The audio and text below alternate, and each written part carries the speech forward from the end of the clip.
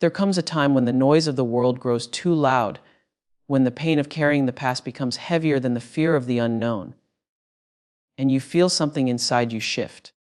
A whisper that says, "This is not the end. You were made for more than just surviving." Let me tell you something, and I want you to hear it not just with your ears, but with your soul. Your past is over. Your rebirth starts now. I know you've walked through fire. I know there are parts of your story you never asked for. Maybe you've been judged, abandoned, counted out, even by your own reflection.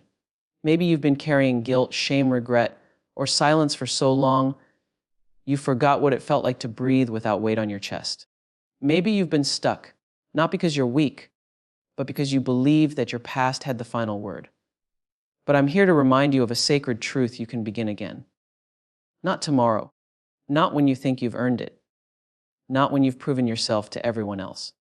Right now, in this moment, because this isn't about pretending the past didn't happen. This is about declaring that it no longer gets to control what happens next. This is about rising, not as the version of you that was broken, afraid, or lost, but as the version of you that is finally ready to live in your light. You don't need to wait to be chosen. You don't need to wait for permission. You don't need to be perfect to be powerful. You just need to decide enough of who I was. It's time to become who I am. This isn't just a speech. This is your moment. The moment to release what's behind you. Your moment to reclaim your worth. Your moment to be reborn into your strength, your truth, and your future. Now let's begin. There is a lie many of us have quietly carried like a heavy suitcase through the years, that our value, our purpose, our right to be joyful and whole is somehow tied to where we've been or what we've done. But let me tell you this, and I want you to really feel it in your bones: you are not your past. Whatever happened, whether it was trauma, bad decisions, missed chances, betrayal, heartbreak, or deep loss, does not get to write your name in permanent ink. It doesn't have that power unless you hand it the pen.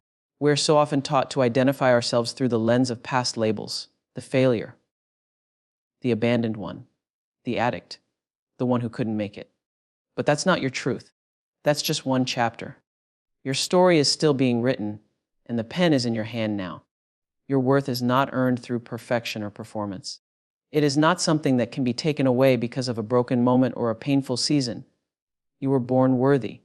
You came into this world enough, and nothing, not your mistakes, not the times you fell down, not even the things you deeply regret, can take that truth away from you.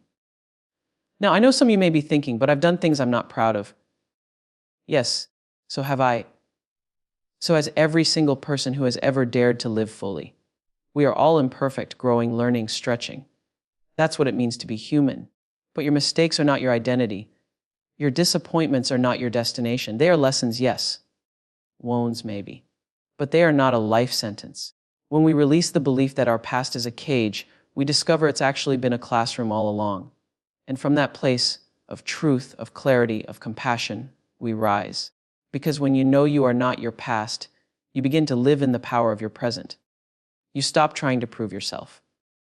You stop trying to outrun the shame, and you start to root yourself in who you truly are underneath it all: a person of dignity, grace, strength, and light.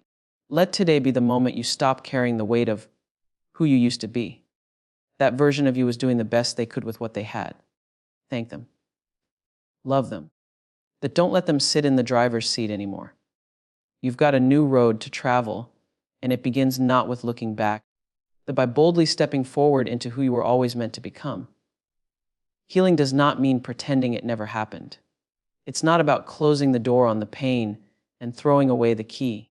Healing is about turning the light on in the darkest room of your heart, walking in barefoot, and gently saying, "I see you. I hear you. I'm not going to leave you behind." Some of us have mistaken numbness for healing. We think that if we can just forget what we've been through, bury it deep enough, it will go away. But pain doesn't dissolve like sugar in tea. Pain echoes. It echoes in how we love, how we trust, how we see ourselves, how we hold back from joy. The truth is, you cannot heal what you will not face. But facing it doesn't mean reliving it. Facing it means acknowledging it, understanding it, learning from it, and then choosing to no longer let it lead you. Healing is a process. It is slow, sacred, and deeply personal. Some days it looks like tears. Some days it looks like laughter after a long silence. Some days it's choosing to get out of bed when every part of you wants to hide. You do not need to rush your healing. You do not need to compare your journey with anyone else's. There is no timeline, no finish line.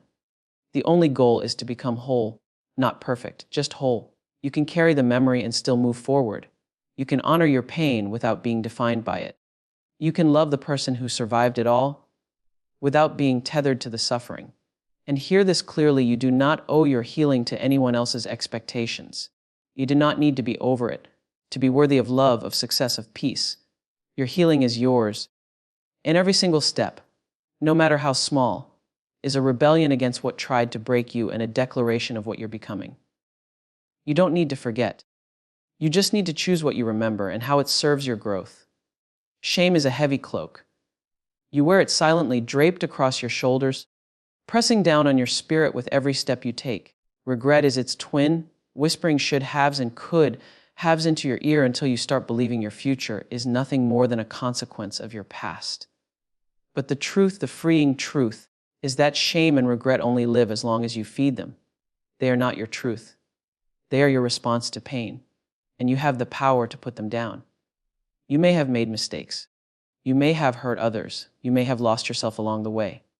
But the moment you recognize that, the moment you take responsibility, not self-punishment, is the moment your power returns.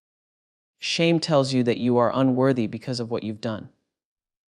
Regret chains you to a moment in time that you can never change, and yet neither shame nor regret has the right to define your future.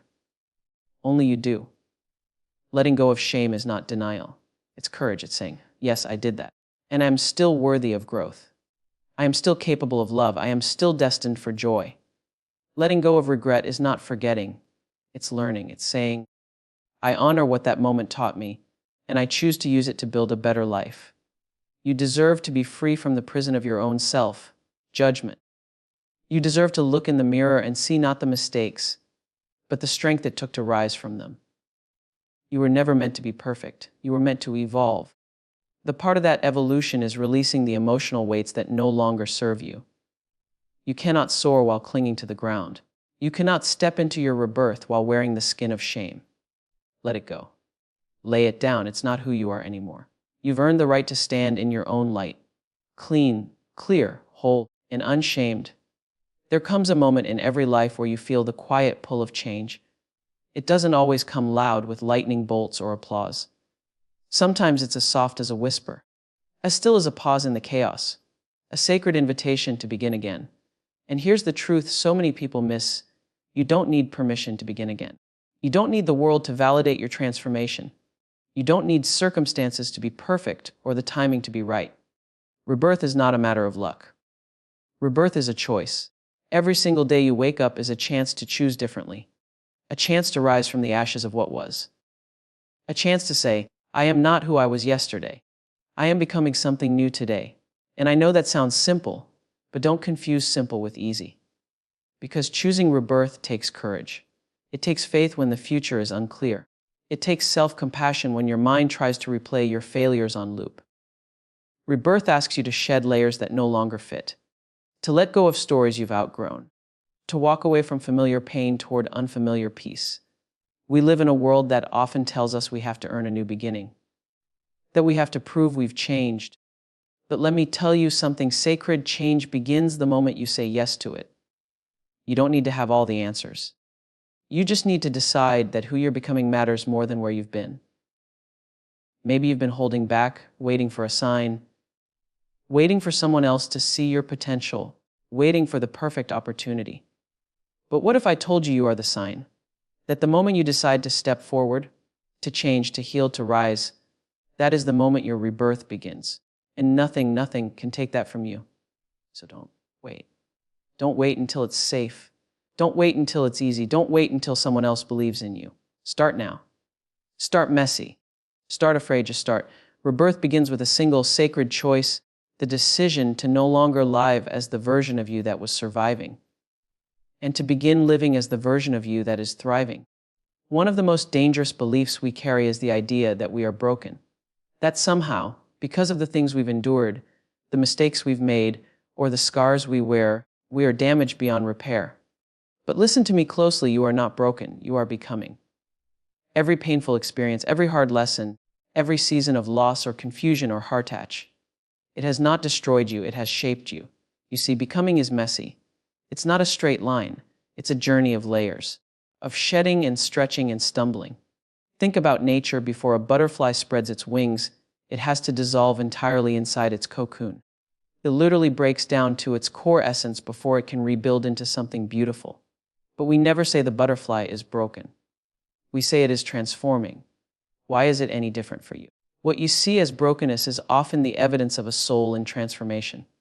Those pieces you think are shattered, they are being rearranged into something stronger, something wiser, something more deeply aligned with your true self.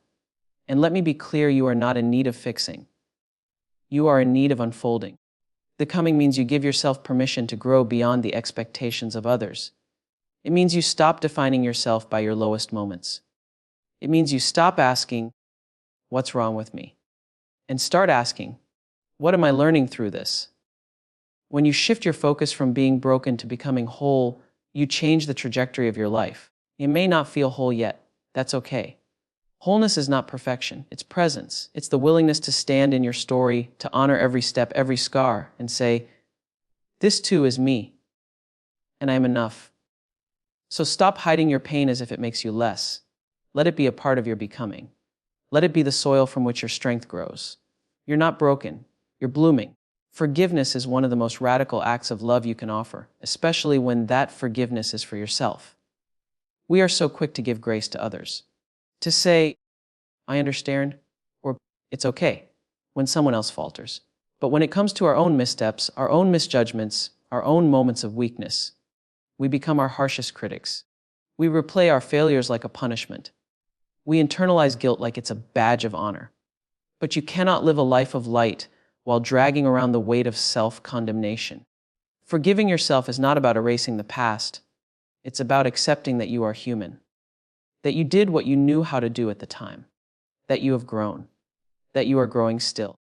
And in that space of compassion, you say, "I release myself from this story of shame. I choose to learn, not to linger in pain." You are not the worst thing you've ever done. You are not the person you were on your hardest day. You are not the lie your mind tells you when it's scared of change. You are a living, breathing story of resilience. And that story deserves grace. I know it's hard. I know it's scary to face yourself honestly, to sit with the things you've said or done that you wish you could take back. But what if I told you that your healing starts the moment you whisper, "I forgive you," to the face in the mirror? Forgiveness doesn't mean the pain vanishes. It means you are choosing to stop punishing yourself. You are choosing to move forward. You are choosing peace over perfection. Because here's the truth, self-forgiveness is not weakness. It is spiritual strength. It is you saying to your soul, "I still believe in you. I still choose you." And every time you offer yourself that love, you break a generational cycle. You build a bridge to healing. You give others permission to do the same. You become a light, stronger, brighter whole. So forgive yourself, not because you deserve punishment, but because you deserve freedom. Your story is not a secret you have to hide. It's not a wound you have to keep covered to protect others from your truth. Your story is your strength. Every part of it.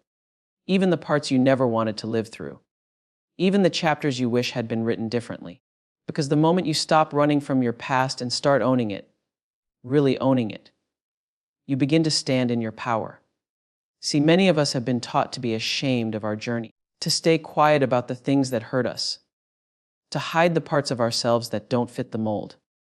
But let me tell you this, there is no shame in survival. There is no shame in struggle. There is no shame in being human. When you own your story, you take back the narrative. You take the pen out of the hands of judgment, fear, and silence, and you begin to write a new ending. It does not mean glamorizing pain. It means saying, "Yes, this happened. Yes, I went through that. Yes, I lost, I fell, I broke, but I also learned, I rose.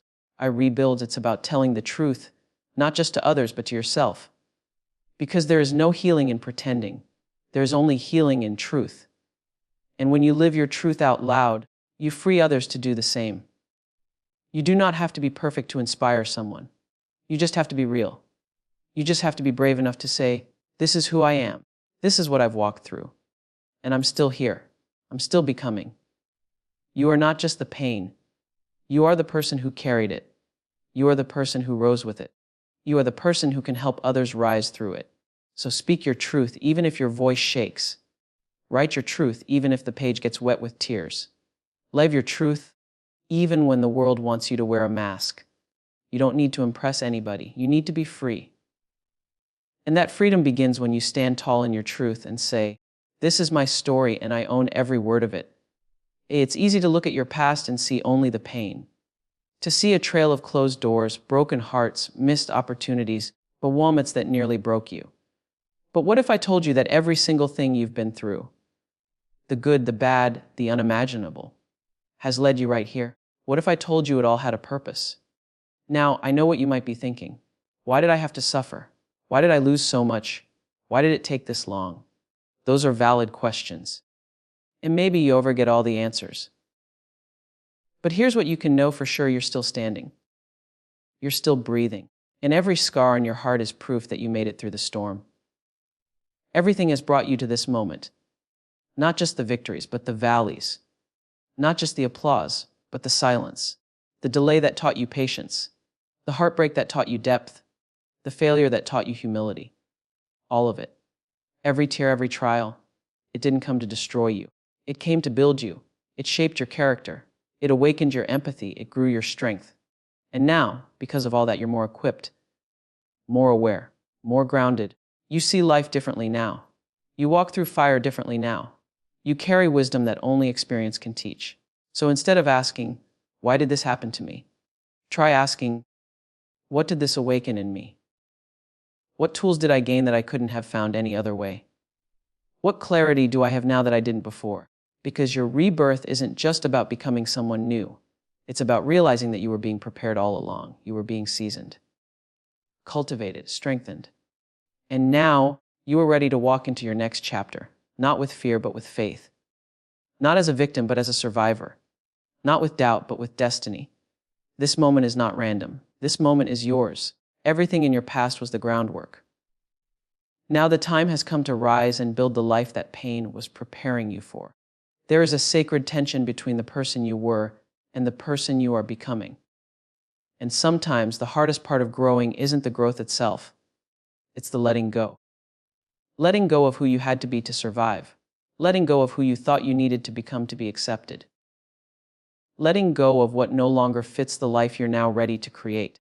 Here's the truth many of us resist. You cannot create a new future while holding on to the weight of your past. You cannot fly with baggage tied to your wings. And as much as it hurts to release the familiar, even when the familiar is pain, it's the only way forward. Your future deserves a clear path. It deserves the full light of your attention. And that can't happen if you're still building your life around old wounds, old beliefs, and old versions of yourself. Maybe someone hurt you. Maybe you made mistakes you still carry.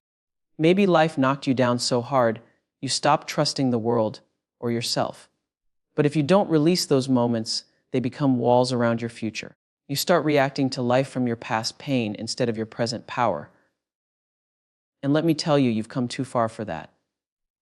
You owe more to your future than to keep repeating your old story. Your future is calling for space, space to grow, to breathe, to thrive. And that space can only be created by clearing out what no longer serves you. That might mean forgiving someone who will never say sorry. That might mean stepping away from environments that keep triggering your old pain. That might mean telling yourself once and for all, "I'm done living like I'm still in that old chapter." This is your permission slip to release it. Not because it didn't matter, not because it didn't hurt, but because you matter more. Your future matters more. The joy waiting for you on the other side of release is greater than the comfort of clinging to what's known. So take a deep breath, honor your past, but don't live there anymore. Set it down. Walk away. Your future is ready. And it's been waiting for you to be ready too.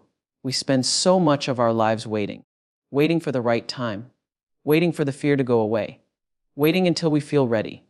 But let me tell you something powerful: there is no perfect moment. There is only now, this moment, this choice, and the life you're dreaming of, the peace, the purpose, the joy. It begins the moment you stop waiting and start moving. Someday is a thief. It steals your power by keeping you stuck in a holding pattern. It convinces you that the future will be different, but only if you wait long enough. Tomorrow is a comfort zone dressed as a promise. But every tomorrow eventually becomes a missed opportunity unless you act today. You don't need more time. You need more courage. You don't need a sign from the universe. You are the sign. You don't need a map for every step. You just need the first step. Because movement creates momentum. And once you start, even if it's small, even if it's messy, you open the door for transformation to enter. Stop telling yourself you'll change when the job comes, when the kids grow up, when the relationship feels right. No, you start now. Because the version of you that you're becoming is not waiting around. They're out there calling to you, ready to walk into the light, but they can't walk forward if you won't take the first step. So start now. Say the thing. Forgive the person. Enroll in the class. Go to therapy. Write the book. Take the walk. Make the call. Whenever it is, begin. You will never regret the decision to honor your truth. You will never regret choosing yourself. Your rebirth doesn't need a ceremony or a stage. It just needs this moment. And guess what? This is your moment right now. So take it, claim it right now. And so here you are, not who you were, not who they said you had to be, but who you're choosing to become right here, right now. You've walked through storms that tried to silence you. You've carried pain that tried to define you. You've been through nights so long and dark, you wondered if the sun would ever rise again. But hear me when I say this, you rose anyway, even if it was slow, even if it was silent, even if nobody saw you fighting your way back. You're still here. And that means your story is not over. Because your past may have shaped you, but it does not own you. Your mistakes may have taught you, but they do not diminish you. Your losses may have left scars, but they are not your final sentence. No, they are your proof that you are resilient, that you are evolving, that you are becoming. Let today be the day you no longer walk with your head down, afraid of the weight of what was. Let today be the day you look in the mirror, not to judge, not to criticize, but to recognize. To recognize the power, the grace, the beauty of a soul that refused to give up. You are not waiting on a second chance. You are the second chance. This is your return. This is your rising. So forgive what you must. Release what you can. And remember, the future doesn't need a perfect version of you. It needs the real you, the healed you, the honest you, the whole you. From this moment forward, you don't have to be who you were. You are free to become who you've always been before the world told you otherwise. So go, not someday, not tomorrow. Go now. Live fully. Love bravely. Speak boldly. And walk in the light of the truth you finally believe your past is over. Rebirth starts now.